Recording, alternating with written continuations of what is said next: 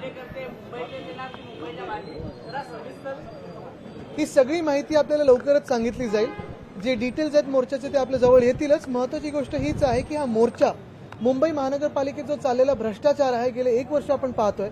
रस्त्याचा घोटाळा असेल, स्ट्रीट फर्निचरचा घोटाळा असेल, खडीचा घोटाळा असेल, सॅनिटरी पॅड वेंडिंग मशीनचा घोटाळा असेल, या सगळ्या घोटाळ्यांवर बोलण्यासाठी आणि मुंबईकरांच्या समोर हे सगळे घोटाळे आणण्यासाठी हा मोर्चा आहे. मोर्चा कुठून कुठपर्यंत असणार आहे, कसं असणार आहे? कारवाई केलेली होती. सैनिकांनी त्यांना धवन सोड दिलेला आहे. आता त्यांच्याविरुद्ध तक्रार करायला गेली होती. शिवसैनिक ठीक, ही माहिती अजून माझ्याकडे येईल. आदित्य जे आज भास्कर कुलकर्णी यांच्या घरामध्ये रात्री घुसून पत्नीवर देखील हल्ला करण्याला पाहायला मिळतोय, कसं बघता या सगळ्या प्रकारात? आपण पाहिलं असेल ह्या राज्यातलं कायदा सुव्यवस्था आणि त्याची जी परिस्थिती झाली आहे. कालच आपण पाहिलं असेल भास्करजींवर जो अटॅक झालेला आहे, त्यांच्या पुतणीला मारलं गेलं, स्टॅबिंग झालं. मला वाटतं हे सगळंच चिंतादायक आणि एक भीतीदायक वातावरण महाराष्ट्रात बनत चाललेलं. जसं मी सांगितलं की हुकुमशाही महाराष्ट्रात चालली आहे आणि कोणी या विरुद्ध बोलायला गेलं तर त्यांच्यावरच केसेस होत आहेत. मुंबईचे पालकमंत्री केसरकर ते महापालिका तुमच्या ताब्यात होती. मोर्चा करण्याची वेळ का आली असं कारण मोर्चा काढण्याची वेळ एवढ्यासाठी झाली कारण जो 1 वर्षात ह्या गद्दारांनी इथे घोळ घातलेला आहे, घोटाळे केलेत, त्याच्या विरुद्ध हा मोर्चा आहे. मोर्चा काढताय, परंतु यावरती संजय शिरसाट म्हणतात आदित्य ठाकरे यांना लॉन्च करण्यासाठी या मोर्चाचं आयोजन केलंय, कारण की या मोर्चाचे नेतृत्व स्वतः आदित्य ठाकरे. नाही, काही लोकांना उत्तर द्यायची नसतात कारण त्यांची किंमत वाढवायची नसते. तर जाऊ दे, त्यांना सोडलं. भास्कर कुलकर्णी यांच्यावरती काल रात्री त्यांच्या राहत्या घरी हल्ला करण्यात आलेला आहे. त्यांच्या घरी आत्ता मी दिलं त्याच्यावर उत्तर दिलं. एक मिनिट, काय नक्कीच होऊन जाऊ दे एकदा. कारण असंच कल्याण डोंबिवलीमध्ये असेल, ठाण्यामध्ये असेल, नवी मुंबईमध्ये असेल, जे घोटाळे झालेत त्याच्यावर पण आम्ही आता बोलायला सुरू करणार आहे. ते तुमच्या समोर येतील. सूरज चव्हाण यांची चौकशी सूरज चव्हाण यावरती असं देखील म्हटलंय. सूरज चव्हाण यांचा मनसुख हिरेन किंवा सुशांत सिंग राजपूत होईल, त्याच्याकडे पदाधिकाऱ्यांनी लक्ष द्यावं. मला वाटतं जास्ती लक्ष नका देऊ. शिवसैनिकांचा संयम आहे तो सुटत चाललेला आहे. त्या दिवशी शाखा तुटली आणि ही शाखा बाळासाहेब ठाकरे आणि छत्रपती शिवाजी महाराजांचा फोटो असताना त्यावर बुलडोझर चालवला गेला होता. त्याच रागातून आज बीएमसी अधिकाऱ्यांना जाब विचारण्यात आला आणि काही शिवसैनिकांनी त्यांना मला वाटतं आपण पाहिलं असेल की या महाराष्ट्रामध्ये जेव्हा छत्रपती शिवाजी महाराजांच्या फोटोवर किंवा हिंदुराव सम्राट बाळासाहेब ठाकरेंच्या फोटोवर कोणी हतोडा चालवला तर त्यांचे जे अनेक चाहते आहेत तिथून रिॲक्शन कदाचित येऊ शकेल.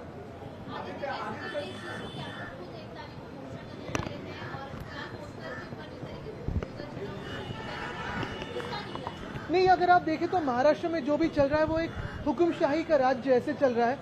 बीएमसी हो, थाने महानगर पालिका हो, पुणे महानगर पालिका हो, नागपुर हो, कोल्हापुर हो, सोलापुर हो, हर जगह जहाँ जहाँ कोई भी जनप्रतिनिधि नहीं है वहाँ बड़े पैमाने में एक घोटाले चल रहे हैं. अगर इसी बात को हम लेकर जनता के सामने आ रहे हैं तो हमारे लोगों पे केसेस हो रही है. क्योंकि अगर आप देखें तो ऐसे ही चल रहा है कि इस सरकार की, इस रेजिम की जो भी प्रशंसा करें वो अच्छे हैं, जो भी सत्य के बारे में बात करें वो बुरे हो जाते हैं, एंटी नेशनल ठहराए जाते हैं.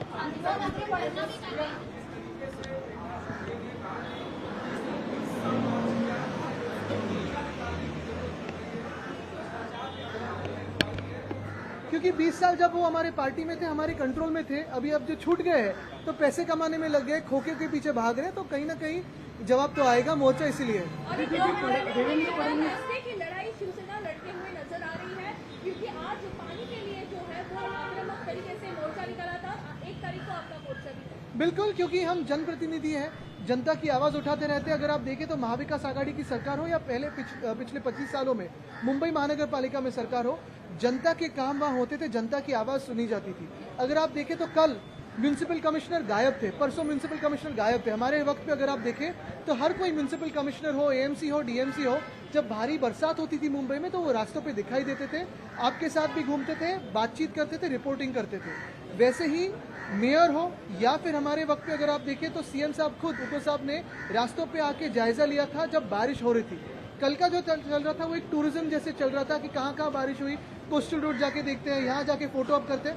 मुझे लगता है ये जनता के खिलाफ काम करने वाली जो खोखे सरकार है उसके खिलाफ ही हम ये मोर्चा निकाल रहे हैं. आदित्य जी, नथुराम गोडसेंचे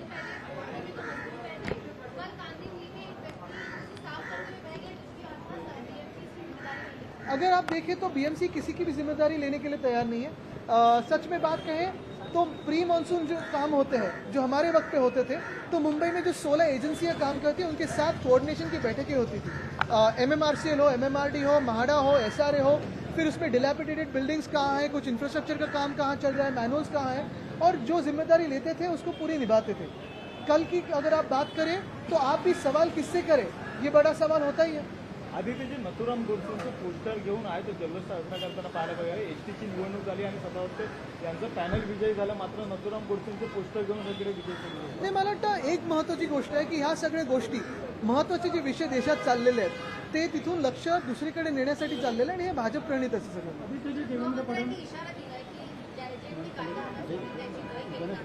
नक्कीच त्यांनी पहिलं माहीममध्ये यावं आणि इकडच्या गद्दार आमदारावर कारवाई करावी, ज्यांनी पोलीस स्टेशनमध्ये जाऊन गोळीबार केला, तर तिथे पहिलं त्यांनी त्यांच्या कायद्याची धमक दाखवावी, मग इतरांना सांगावं। आता ते सगळं आपल्याला कळलेलंच ना। लोकशाही मराठी ऐका, पहा, जागरूक रहा।